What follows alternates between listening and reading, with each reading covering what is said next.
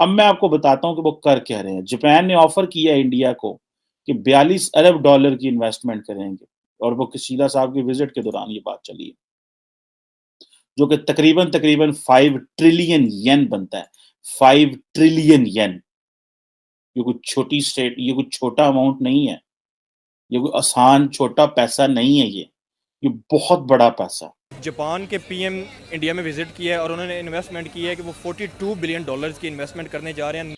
अगर आप joint statement पढ़ेंगे उस विजिट की, जो कि इंडिया की जो मिनिस्ट्री ऑफ एक्सटर्नल अफेयर्स है, उसके मीडिया सेंटर ने जो है वो शेयर की है, उसका जो पैरा पाकिस्तान के हवाले से है, वो बड़ा खतरनाक है।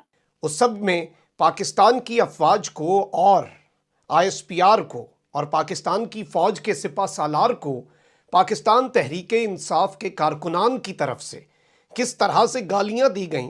ये पैनिक क्यों हुआ, ये इनका कंपोजर और बैलेंस क्यों हिल गया है? साथ ही उन्होंने ये कहा कि वो रीइटरेट करते हैं और कंडेम करते हैं terror attack in India including 26/11 Mumbai and Pathankot attacks and call upon Pakistan. Japan जो है वो पाकिस्तान के खिलाफ इस तरह की स्टेटमेंट देगा। मिलियंस बल्कि आपने 42 बिलियन बताया, 42 बिलियन डॉलर्स वो इन्वेस्ट कर रहे हैं, वो ऑटोमेटिकली जॉब्स क्रिएट करेगा। नमस्कार दोस्तों, हमारे चैनल में आपका स्वागत है। आज के इस वीडियो में दोस्तों बात हो रही है जापान की तरफ से भारत में होने जा रहे ऐतिहासिक निवेश के बारे में।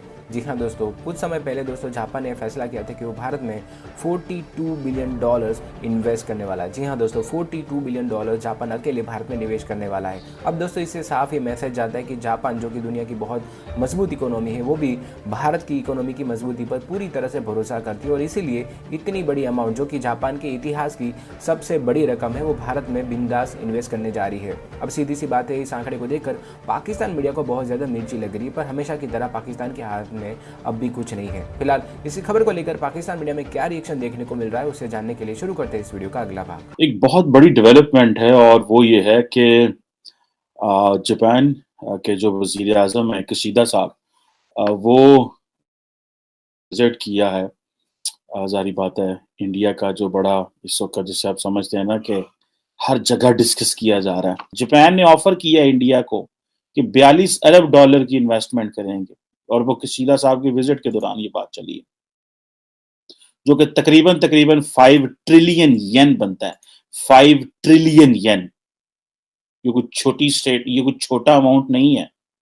ये कोई आसान छोटा पैसा नहीं है ये बहुत बड़ा पैसा है। हमारे पास तो वो 50 अरब डॉलर के 60 अरब डॉलर के चाइनीज प्रोजेक्ट्स हैं जिनमें से रुके हुए हैं, असम पूरी दुनिया सिर ते चुक ले। और ये देखें कि वो 42 अरब डॉलर की बात कर रहे हैं। और मजे की बात है कि नरेंद्र मोदी जो हैं वो तमाम क्वाड पार्टनर्स के लीडर्स को बायलैटरली होस्ट कर रहे हैं। और ये जो थी, बेसिकली कहा जा रहा था कि जो 40th India Japan annual summit है, और इसमें जारी बात है उन्होंने बड़ा एक दूसरे के साथ जो है वो अप्रिशिएट किया, सपोर्ट किया। अब मजे की बात यह है कि जैसे मैंने पहले कहा कि पाकिस्तान को तो पता भी नहीं क्या बात है। अगर आप जॉइंट स्टेटमेंट पढ़ेंगे उस विजिट की, जो कि इंडिया की जो मिनिस्ट्री ऑफ एक्सटर्नल अफेयर्स है, उसके मीडिया सेंटर ने जो है वो शेयर की है, उसका जो पैरा पाकिस्तान के हवाले से है, वो बड़ा खतरनाक है। और मेरा नहीं ख्याल कि पाकिस्तान की गवर्नमेंट ये एक्सपेक्ट करती होगी कि जापान जो है वो पाकिस्तान के खिलाफ इस तरह की स्टेटमेंट देगा। और ये पाकिस्तान की फॉरेन पॉलिसी का सीधा सीधा फेलियर है। एक बात तो ये है कि आज से 2 साल पहले मेरा ख्याल है कि जापानीज फॉरेन मिनिस्टर पाकिस्तान आए और वो पता चला था कि 9 साल बाद जापानीज फॉरेन मिनिस्टर पाकिस्तान आ रहे हैं। 9 साल बाद। उससे ये पता चलता है कि पाकिस्तान जो है वो जापान को कितनी अहमियत देता है। रिसेंटली मुझे पता चला कि पाकिस्तान ने कुछ जापान से कर्जे लिए हुए थे और वो कर्जे हम वापस ना कर सके, और जापान की पॉलिसी ये है कि अगर वो एक दफ़ा वेव ऑफ कर दें कर्जा, तो वो दोबारा कर्जा देते नहीं है, लोन नहीं देते। और मज़े की बात ये है कि इस हवाले से मुझे मौका मिला थोड़े दिन पहले, 1 दिन पहले, आई थिंक 16 मार्च को, कि जापानीज फॉरेन ऑफिस ने मुझे इनवाइट किया कि पाकिस्तान और जापान के जो 70 साल के ताल्लुकात हैं उसके ऊपर बात की जाए। उसमें मैं अकेला नहीं था, सार्क ममालिक से उन्होंने तमाम लोगों को बुलाया हुआ था, जो भी जिनको वो बुलाना चाह रहे थे, भारत से भी थे, श्रीलंका, मालदीव्स, भूटान, जितने भी ममालिक थे उन सबको बुलाया गया था, नेपाल से सबको बुलाया गया और हमने वहाँ पे बात की कि कौन-कौन से मुल्क के क्या ताल्लुकात है। पाकिस्तान के क्योंकि 70 साल हो गए थे। अब अगर आप पैरा 8 पढ़ें जो कि जॉइंट जो बायलैटरल जो स्टेटमेंट आई है, अगर आप पढ़ें कि 19 मार्च को prime minister of Republic of India and prime minister of Japan दोनों ने उसको साइन किया हुआ है। और उसमें ये पाकिस्तान के बारे ये कहते हैं कि एक तो ज़ाहिर बात है इंडिया का एक वो स्टैंडर्ड पैटर्न है।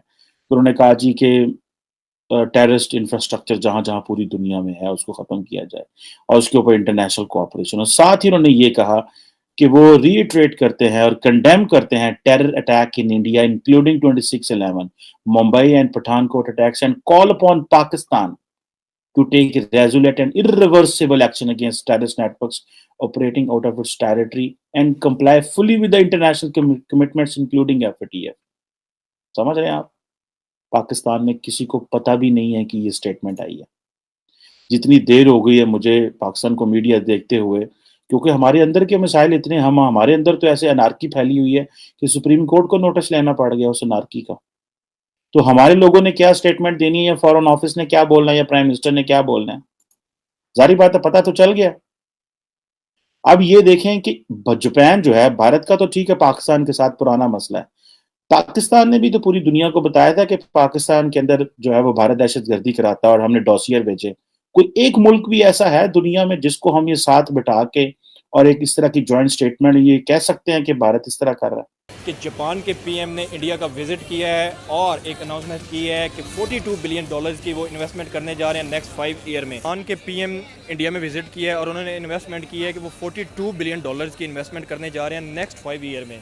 तो इससे इंडिया को क्या फ़ायदा होने जा रहा है और इंडिया की जो इकॉनमी है उस पर कितना फ़र्क पड़ेगा इसका? As India has a good economy right now, so if they are investing here, the foreign investment will definitely make India more stronger. So it's good for their economy, obviously. लेकिन इस सब के अंदर एक बहुत बड़ा मंसूबा और एक बहुत बड़ी साजिश, और इस सब में आपको मालूम है कि 23 मार्च की परेड आने वाली है। उस सब के अंदर ISPR की तरफ से कुछ मामलात किए गए, कुछ ट्वीट्स किए गए।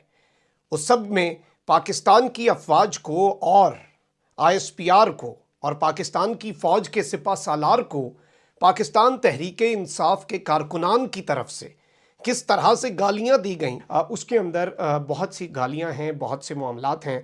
और PTI के हामियों की तरफ से ये दावा किया जा रहा है कि वो इस सारी की सारी सूरत हाल के अंदर 23 मार्च के हवाले से ताज़ा ट्वीट पर इंसाफियों की तरफ से एक भरपूर और सख्त रद्द अमल आया।